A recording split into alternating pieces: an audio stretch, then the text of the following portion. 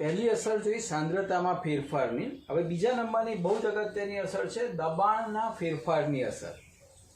હવે બે બાબતો આપણે ખાસ યાદ રાખીશું દબાણના ફેરફારની અસર ચેક કરતા પહેલા તો પ્રક્રિયક અને નિપજના કુલ મોલની સંખ્યા જુદી જુદી હોય તો જ દબાણની અસર લાગુ પડે, નહીતર એને કોઈ ફરક પડતો નથી। ફરીથી, પ્રક્રિયકો અને નિપજોમાં વાયુરૂપ કુલ મોલ જુદા જુદા હોય તો જ દબાણની અસર લાગુ પડે।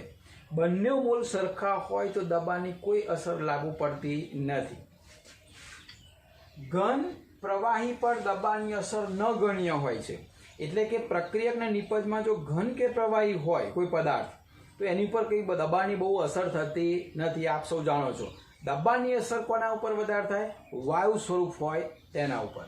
આપણે એક ઉદાહરણ લઈએ કે ભાઈ કાર્બન મોનોક્સાઇડ હાઇડ્રોજનમાંથી મિથેન અને પાણી બને છે, બધા જ ગેસ ફોર્મમાં છે। હવે અહીંયા આપણે પહેલા તો મોલની વાત કરીએ કે કુલ મોલની સંખ્યા જુદી જુદી છે કે નહીં। આ સાઈડમાં કુલ મોલ 1 + 3 એટલે કે અહીંયા 4 મોલ છે। આ સાઈડ ઉપર 1 + 1 એટલે કે અહીંયા 2 મોલ છે।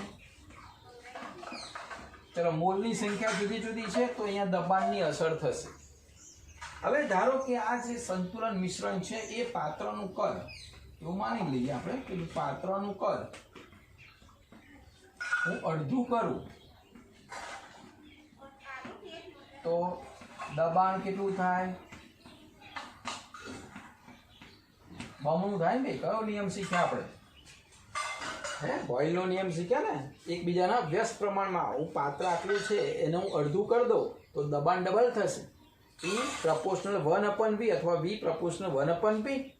તો જો હું પાત્રનું કદ અડધું કરી દઉં તો દબાણ બમણું થશે। એટલે ટૂંકમાં એવું કહેવું હોય કે દબાણ બમણું કર્યું એટલે મેં શું કર્યું?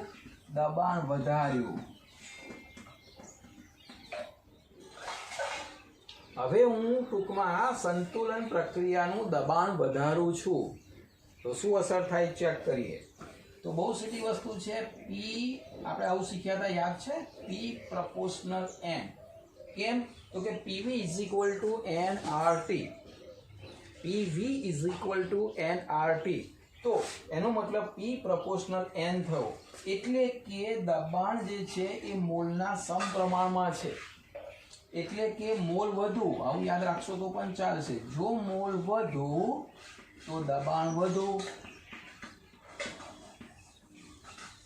બરાબર। મોલ ઓછા તો દબાણ ઓછું, કારણ કે P પ્રપોર્શનલ N, N એટલે મોલ। હવે જુઓ શું છે, દબાણ વધારું છું એ શું કરશે? જો હું દબાણ વધારું છું તો એ ઘટાડશે, દબાણ વધારું છું તો એ ઘટાડશે। ઘટાડશે એટલે ક્યારે ઘટે ભાઈ? મોલ ઓછા હોય ત્યારે ઘટે, એટલે કે એ વધુ મોલથી કઈ બાજુ જશે? વાયુના ઓછા મોલ હોય ત્યાં જશે। એટલે નિપજ વચ્ચે પ્રક્રિયા જોઈ લે ફરીથી। જો આ પાત્રનું કદ મેં અડધું કર્યું, દબાણ ડબલ થયું, એટલે કે દબાણ મેં વધાર્યું, દબાણ વધે એનો મતલબ એ ઘટાડશે, આપણાથી પ્રતિકાર કરશે।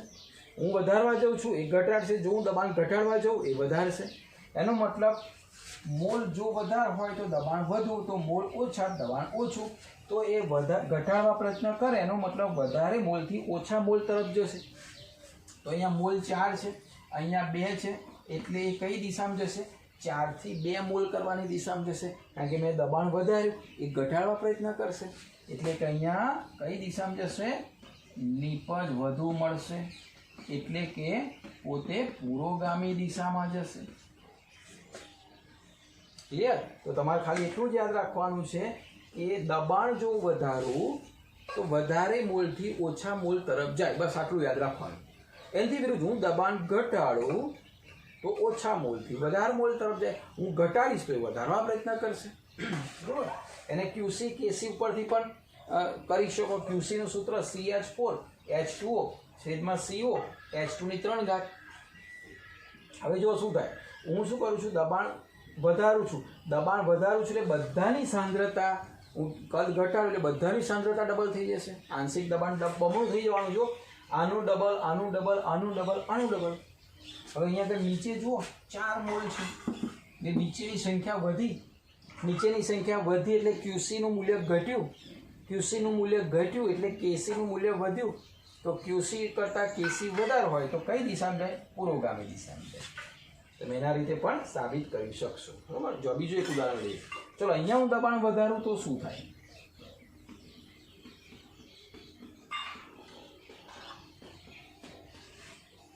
ચલો આ બાજુ કેટલા મોલ છે અને આ બાજુ કેટલા મોલ છે? આ સોલિડ નથી ગણવાના. ગેસ ફોર્મ 1 મોલ છે, અહીંયા 2 મોલ છે. હું દબાણ વધારું છું તો પ્રક્રિયા કઈ બાજુ જશે? વધુ મોલથી ઓછા મોલ તરફ. એટલે કે વધારે મોલથી ઓછા મોલ તરફ જશે. એટલે પ્રક્રિયા કઈ દિશામાં જશે? આ બાજુ. એટલે કે પ્રતિગામી દિશામાં જશે. બરાબર. એ દિશા પૂછે તો પ્રતિગામી દિશામાં જાય તો નિપજ ઓછી મળે. એનો મતલબ નિપજ જે બનેલી છે પાછી પ્રક્રિયકમાં જતી રહે. એટલે નિપજના સંદર્ભમાં લખીશું તો નિપજ આપણને ઓછી મળે. ક્લિયર? ફરીથી દબાણ જે છે એ દબાણમાં શું યાદ રાખીશું?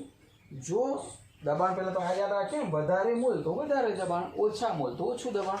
જો હું દબાણ વધારું અથવા તો કદ જે છે એ ઘટાડું એટલે દબાણ વધે. જો હું કદ વધારું તો દબાણ ઘટે. તો ટૂંકમાં હું દબાણ વધારું તો વધારે મોલથી ઓછા મોલ તરફ જાય અને હું દબાણ ઘટાડું તો ઓછા મોલથી વધારે મોલ તરફ જાય. આટલું તમારે યાદ રાખવાનું છે. કેટલાક બીજા એક્ઝામ્પલ લઈએ છીએ. બરાબર.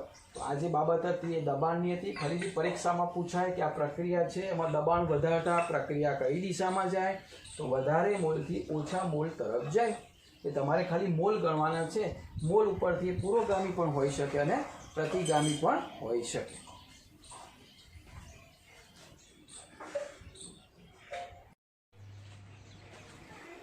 જો કેટલાક એક્ઝામ્પલ લઈએ.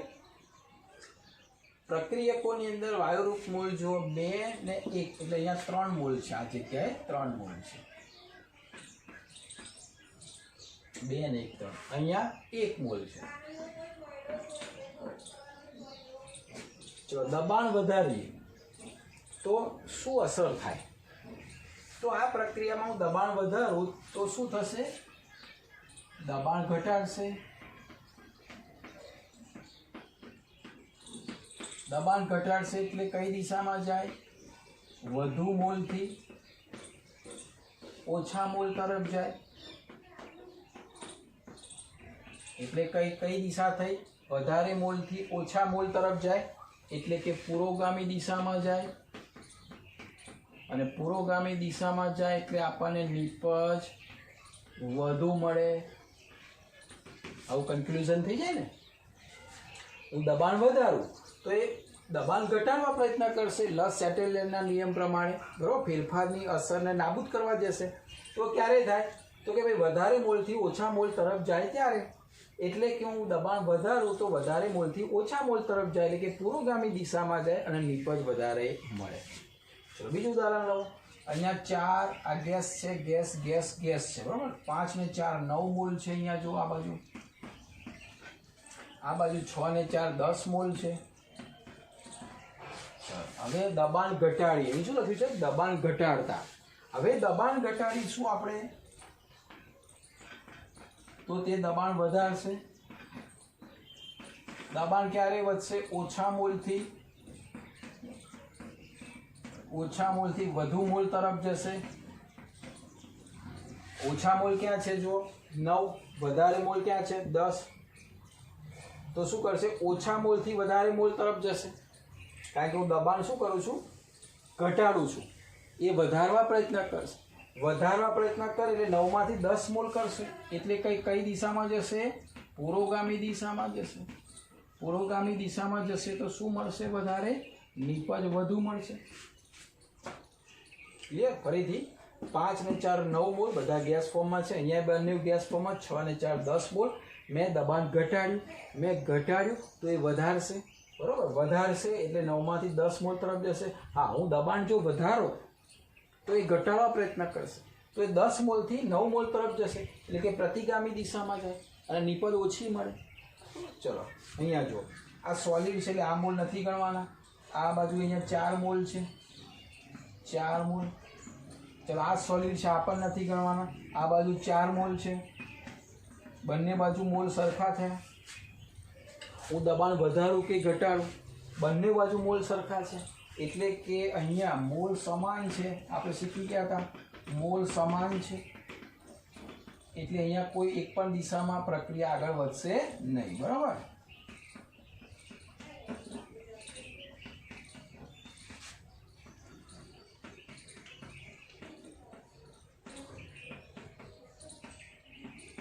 એટલે મોલ જુદા જુદા હોય તો જ શક્ય બને દબાણની અસર. બરાબર.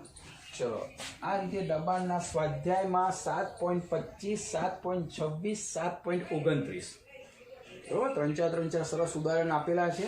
તમારે આ રીતે વર્ણન કરવાનું છે, સમીકરણ લખવાનું છે, મોલ ગણવાના છે, પછી જોવાનું છે દબાણ વધારવાની વાત કરી છે કે ઘટાડવાની વાત કરી છે, અને એના ઉપરથી તમારે કઈ દિશામાં જાય અને નિપજ વધારે મળે કે ઓછી મળે એનો ઉલ્લેખ કરવાનો છે. તો આ તમારું હોમવર્ક છે.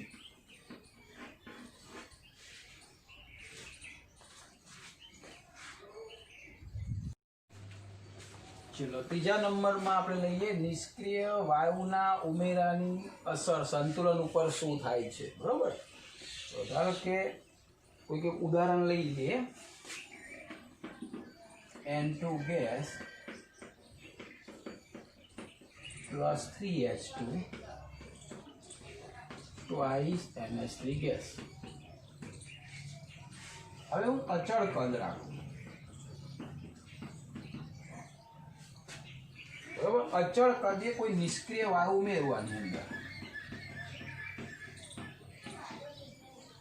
ધારો કે આર્ગોન અંદર ઉમેર્યો આપણે. કદ અચળ છે, સમજો. એટલે કદ અચળ છે એટલે જે તેના આંશિક દબાણ તો અચળ જ રહેવાના. તો હું નિષ્ક્રિય વાયુ આર્ગોન ઉમેર્યો મેં, તો સંતુલન જે છે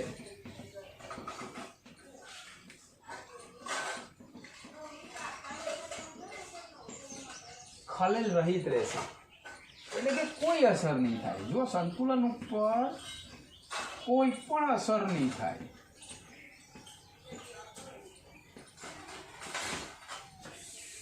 કેમ અસર નહીં થાય? કારણ કે આનો સંતુલન અચળાંક વાયુમાં લઈએ તો Kp બરાબર ઉપર લઈશું p² NH3, અહીંયા લઈશું Pn2 ઇન્ટુ અહીંયા p⁻³ H2. આ 3 શું છે? આ 3 એમના શું છે? આંશિક દબાણ છે. જો અને આંશિક દબાણમાં કોઈ ફેર નથી થતો, કોઈ ફેરફાર નથી થતો.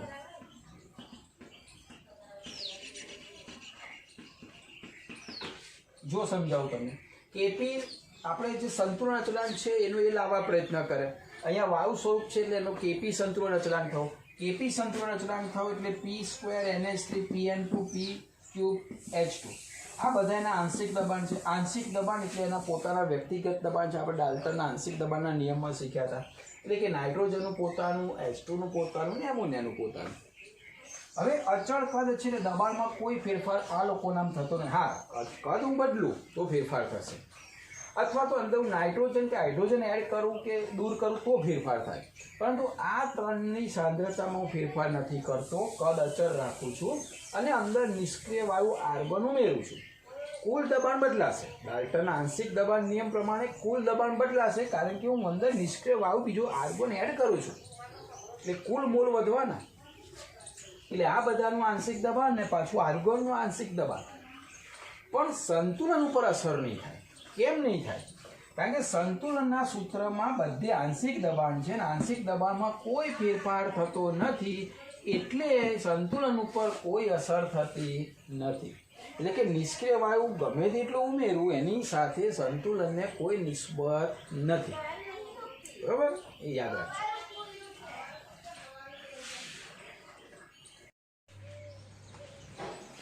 ચોથા નંબરનું પરિબળ જોઈએ આપણે, ઉદ્દીપકની અસર.